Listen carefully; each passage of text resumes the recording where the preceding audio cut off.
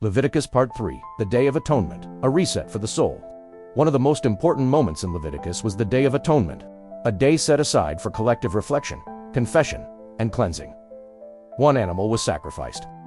Another symbolically carried away the sins of the people. It was a reset, a moment to pause and reflect. Meaning today, modern life rarely pauses.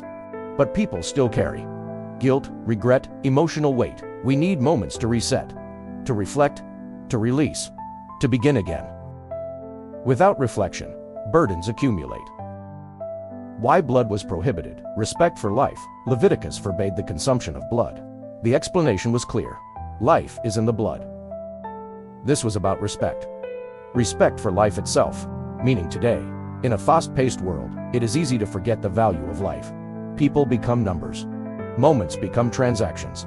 This principle reminds us, life is not casual. It is valuable. Respect should guide how we treat others and how we live ourselves. What Leviticus teaches us today.